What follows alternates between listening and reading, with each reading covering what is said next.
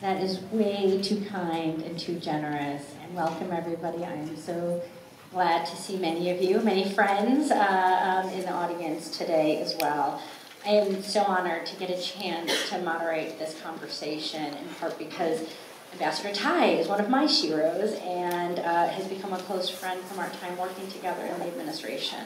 So for those who do not know her, she is the United States Trade Representative, which means she is not just a part of the President's cabinet, one of his closest advisors. She is also the main negotiator and representative of the U.S. government around the world on all things related to trade. She was also the first woman of color to hold that role. And for somebody like me who grew up as an Asian American here in the U.S., I don't know if I ever thought that I would see an Asian American woman representing America in front of the world, and that is just a tremendous moment in our history that I hope we all acknowledge and feel proud that that's where we've come as a country today. She has spent her career in trade. She started off early on as a lawyer at the U.S. Trade Representative and worked her way up to become the Chief Trade Counsel in the House of Representatives in the Ways and Means Committee that manages and oversees all trade policy. And if I could brag for her on one thing in particular, many of you might be aware that in 2019, was it, we renegotiated what was once called NAFTA, the U.S. trade agreement with Canada and Mexico, and it's now called the USMCA. And people look at that and say, well, President Trump, he negotiated this really strong trade agreement. People who say that don't know how trade policy works in D.C. The U.S. House of Representatives play, in the Senate and the House both play a major role in negotiating trade agreements. And from the ambassador's seat in the Ways and Means community, as the Chief Trade Counsel, she helped create new, innovative mechanisms to enforce and support workers' rights in that trade agreement. And America's workers today are better off because of her. And she really represents, and part of why the president picked her for this role, is she represents his commitment to the American worker and to American communities, that trade is going to work for them.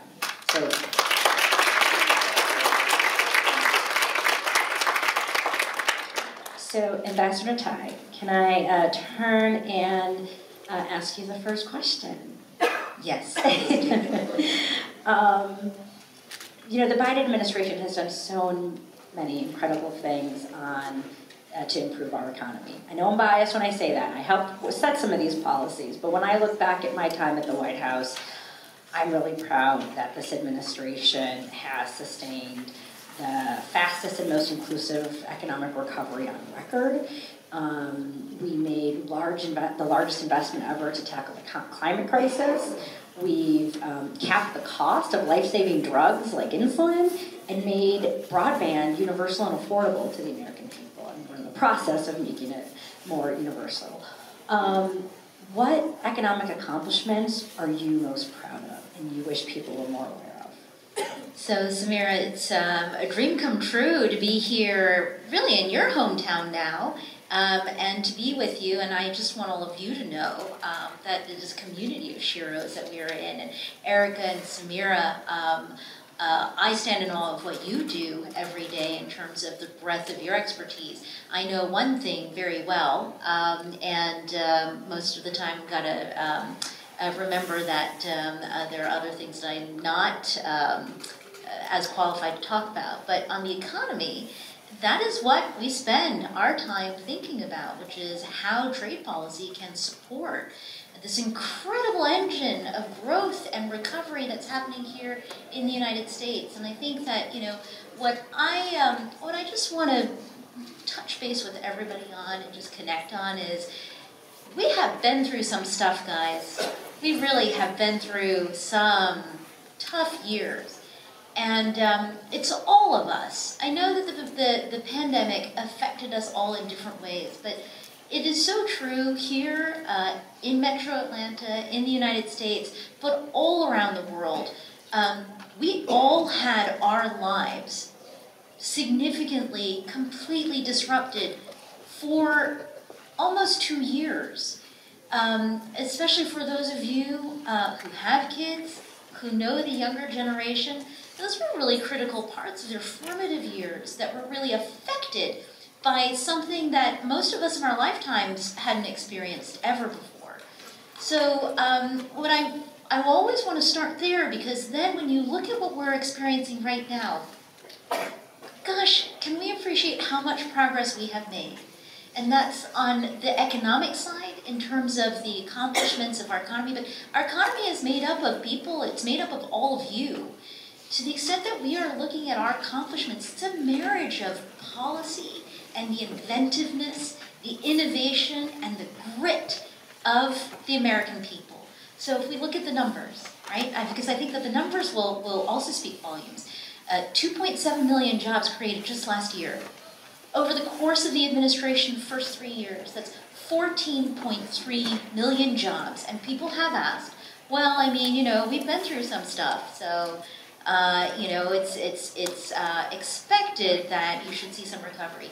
I want all of you to know that with the 14.3 million jobs created in the last 3 years, what that means is today, at the beginning of 2024, there are more Americans in the workforce than before the pandemic, which means that we're not just recovering, we are coming back stronger.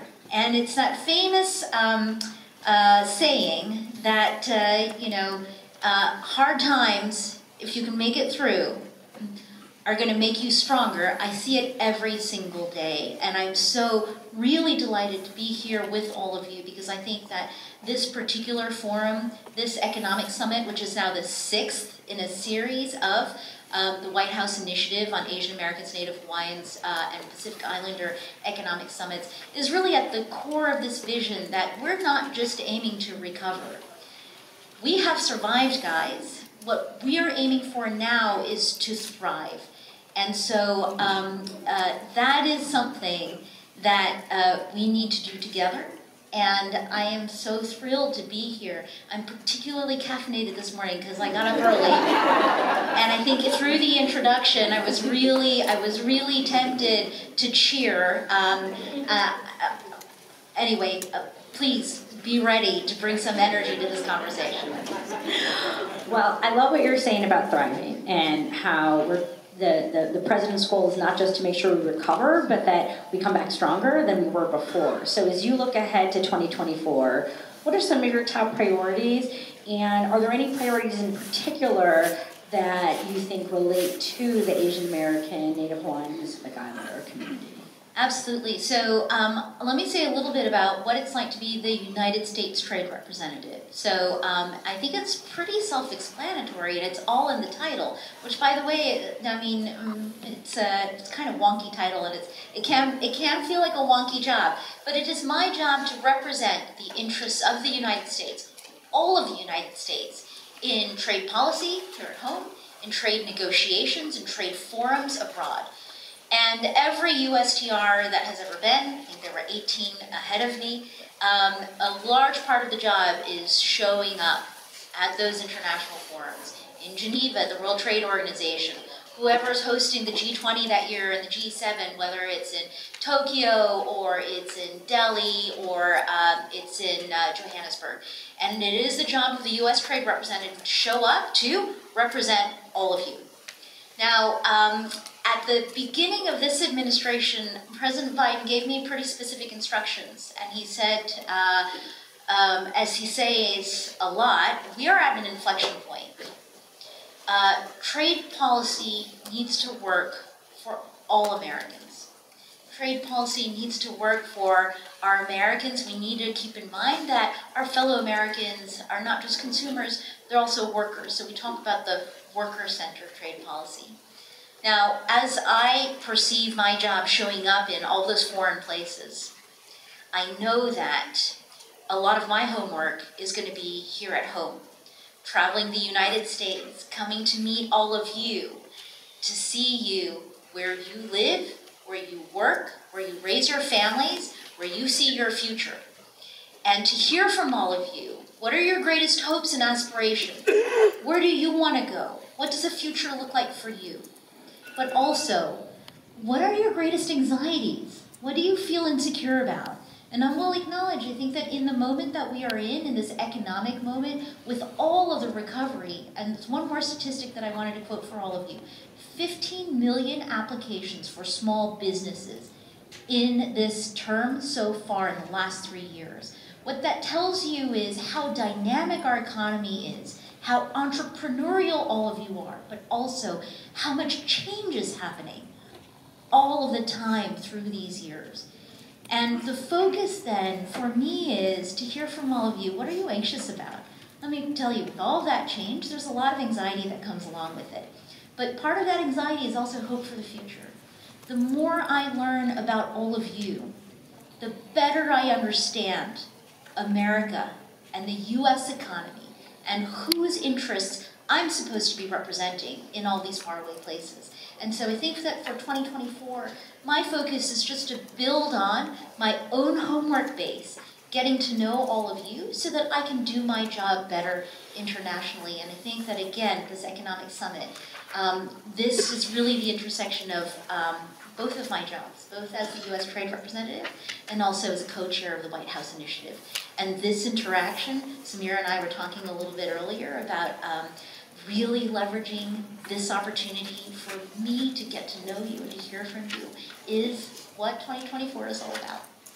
So I'm going to take that as an invitation to remind people we're going to have Q&A in this session, and I can speak from experience. In Washington, you really sit in this bubble sometimes where there's a real echo chamber of what folks in Washington are talking about and thinking about, and policymakers don't often get the chance to travel the country and hear from Americans. So please, please, please get ready to line up at the microphones and ask your questions or offer your comments and experiences so she can take that back and integrate it into the work she's doing to advocate for you on the international stage.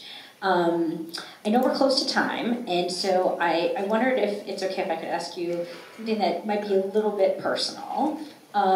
So for me personally, working in this administration was an honor, a particular honor, because the president made a commitment to build an administration that looks like America. And that's what he said. I want a team that looks like America and represents the full breadth of diversity that this country has to offer. That includes, that's not just about ethnic background and gender background. It's what parts of the country people were from. It's first generation, kind of college students. It's a full gamut. And on the transition, like as a president was coming into office, it was just such an honor for me personally to get to staff you. I helped hire some of her first people and helped her think about what she wanted in her early hires. So help us understand why the president made this commitment to not just making sure that political appointments were available to all Americans, but that the federal jobs in general did a better job reflecting America's diversity, and kind of what efforts have you put in place at USTR to help improve that at your own agency? So, Samira, if we weren't fast friends and friends forever, for all kinds of reasons, the work that you did on transition to help me people the agency that I was going to come in to lead was really critical for setting me up for success at USTR. And Samira was in charge of the economic agencies. And your expertise around industrial policy, economics, the domestic economy, resilience, I just want you to know it also extends to the people side of policy. And I will be forever grateful to you for that work that you did with me and for our country in those very, very fraught, deep in the pandemic days where all the conversations were happening over Zoom. So I wanted to start there. The other piece of it is you're absolutely right that one of the president's highest priorities coming in was this commitment to people, the federal government, the administration, in a way that America could see itself, because we, as part of the government, are here to serve all of you. And that doesn't mean that I can only serve the people who look like me because of the way that we are as a country. But I will tell you that the diversity, the different viewpoints, and it's racial, it's ethnic, it's regional, it's background, it's lived experience, all shapes and sizes, all histories, that is critical to the federal government being true to the project that is America. And it's from that very beginning part where not all of the government needs to look like you, but if you see the people in there who look like you, who have a story that you really can relate to on a very personal level, you feel connected, you feel like your viewpoint has a representative and a voice inside. And that takes me to the second piece, which is at every policy-making table, I am very, very conscious of the fact that I am not just a representative of the administration to a community, but a representative of that community in the administration. And that around that table, it is part of my job to give voice to those inner thoughts about, wait a minute, as we're talking about these policy issues, from my own personal experience, and for the people who have experiences like mine, I want to raise the consciousness of this decision-making group around perspectives that other people may not be aware of. And I think that whether you are a corporation, whether you are a government, any type of organization benefits from that kind of coverage so that we can help each other to eliminate each other's blind spots. So it's a tremendous honor to serve. And I am tremendously proud of what we represent and also what we are offering to our fellow Americans. Thank you so much. Well, I see we already have some people lining up for questions, and so let me turn to the first question, and please continue to line up with the microphone. Hi, my name is Celia Dizon, and I have a question for Ambassador Tai, of course. As you've seen the movement and progress, as well as change in the economy in the past couple of years, where do you project the biggest opportunity or necessity for economic growth in our AAPI communities coming in 2024? That is a really wonderful question. I'm going to take it in two parts. The first one is just going to be across the board, and then the second piece I'll take up your AAPI specific question. So obviously there are a lot of vectors of change going on in the economy all at once, right? There's the recovery piece of it, right? It's sort of the building back, all right? There's a climate crisis that is getting more and more urgent every year. That's both a challenge, but also presents opportunities. As Samira mentioned, the biggest investment we have ever made, maybe any country has ever made, in the climate transition and the technology transition, right? The digital transformation is still happening full force. And fast. So that's another vector. I think that, you know, for me in trade policy, supply chains. So, you know, I think that to the point about we're not just about surviving, we're about thriving. We're about coming back stronger. It's about learning the lessons from these years and these changes and trying to track where the opportunities are. So I think you're asking absolutely the right question. I think that one particular area, and this is maybe also specific to Georgia, is the opportunity in industrial growth and manufacturing. We are seeing it across the board. I think that a country that leads is also a country that makes things, is a country that's resilient. That's not to say that we need to make everything for ourselves, but we still live in a brick and mortar world. We're still flesh and blood people. Being able to make things, taking that pride in making things, empowering our workers to work, to make things, to get better, to keep pace with all the changes around us is huge. For the AAPI community, this is what I would say. This is true of many communities. We are not monolithic. You know, just looking around the room today, right? There's a tremendous amount of diversity, history, communities within AA, NH, and PI communities. So I think that from my perspective, then what that means is to champion the economic opportunity for our community needs.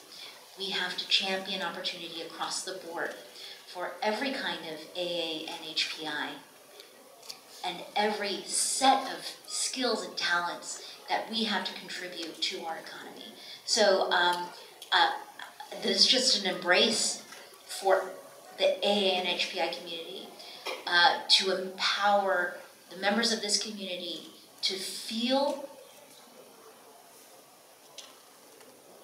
the capacity to participate in any part of our economy that they have the passion and the skills to become a part of. Thank you so much.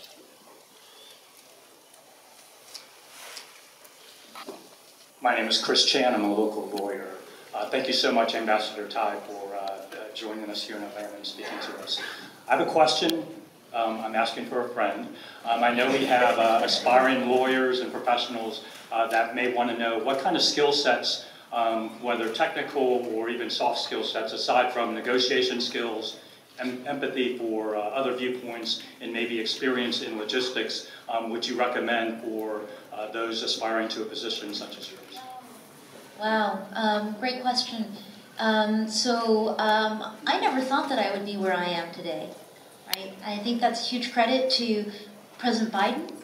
It's a huge credit to America. How unusual. I am the child of immigrants. I'm just the second generation of Americans. I was the first American in my entire family because I was born here. Everybody else came later. Gosh, you know, I show up places around the world, and it is my job to speak on behalf of America and the American people. So it's...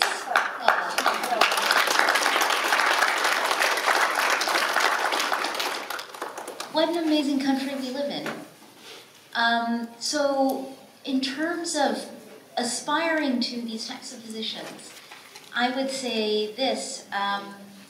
I hope that by virtue of my being in this position, there are a lot of people out there who know that this is possible and that this is worth pursuing, because these jobs are hard. They're an incredible privilege and an incredible opportunity to give back to this incredible country, right? I think the skill sets that you've enumerated, I just want to double down on the empathy piece, because I think that that's huge. In terms of the kind of country that we are, the empathy for other viewpoints is so critical. And then I think that in a job like mine, where I also cover the entire swath of thinking about the American economy, but also representing the United States and being the voice of the United States internationally, that empathy for other viewpoints is really, really key.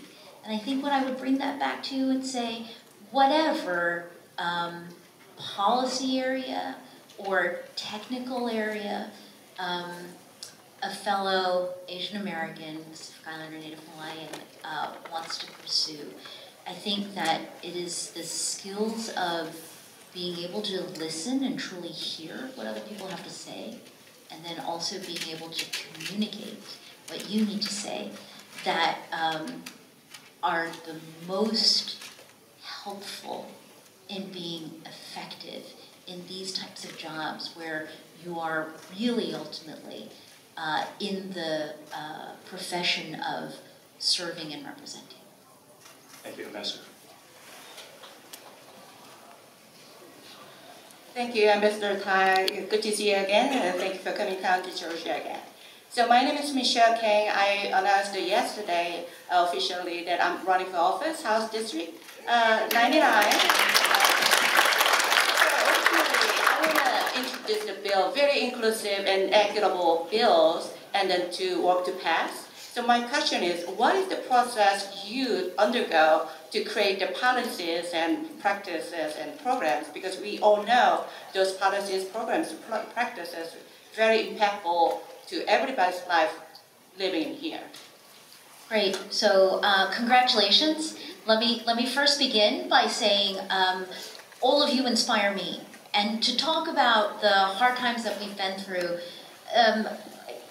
Being here in Atlanta, we're coming up on the 3rd anniversary of the killings and the shootings that happened in 2021. It's also been a really hard time for the AA and HPI community. But one of the things that really is inspiring me is to see the response from our community to stand up, to participate, and to be a part of, actively be a part of this incredible democracy that we have, and to participate in our economy.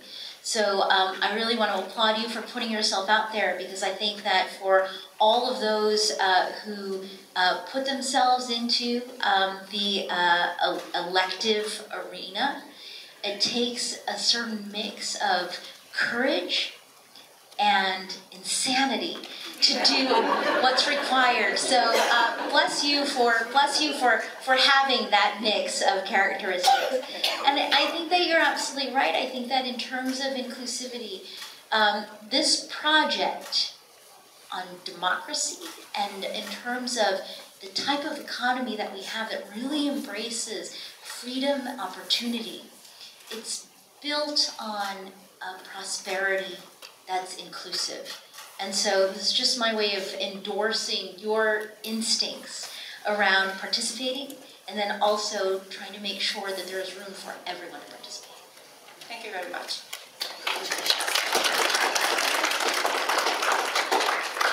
And we might only have time for this one question because we're at our last minute. So I'm so sorry for those who are in line.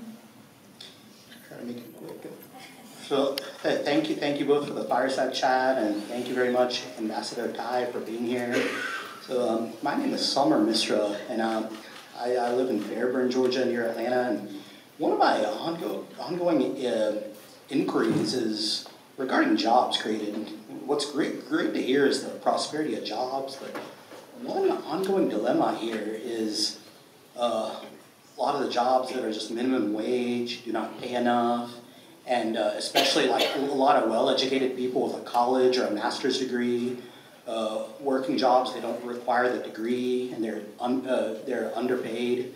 So I'm just wondering what is being done to tackle abolishment of minimum wage as we all want, and also to make sure there are jobs for all type of people where they're paid appropriately with their background and having a job to make a living. Oh, thank you. I love this question. Let me say this. You're pressing me on the next level of inquiry, which is when you get past the numbers, right? It's not enough to just create the quantity of jobs. We also care deeply about the quality of those jobs and whether or not they actually create opportunity for people to pursue the American dream, which is to build towards a better and better future and provide your kids with an even better experience than you've had, right? So that requires us to really pay attention to, this is something else that the president talks about, building this middle class, building the economy from the middle out, from the bottom up, having that movement to create economic opportunity for people. So I want to let you know that it's very much on our minds. It's even very much on my mind as the trade representative in international conversations, where my conversation is with my counterparts. We're all trying to create jobs at home. We're all trying to build our middle classes. The question that we have to work towards is, how can we build our middle classes together? And I think that domestically, at home, it means how can we create jobs so that we are lifting each other up? How do we do it internationally where I'm not pitting my jobs and my middle class against your middle class, but that we're building a prosperity for the world that's inclusive? So there is a huge focus that we are placing on this, whether it relates to the minimum wage or just empowering our workers to be able to advocate for themselves, to be able to better improve their own conditions. It is also a critical part of our democracy. So I wanted to thank you for this question to end on, especially because it brings together so many of the themes of our policy work, and allow me to bring that back to all of you. That is absolutely the right question to be asking, and it is the right goal for us to be working towards. Thank you so much.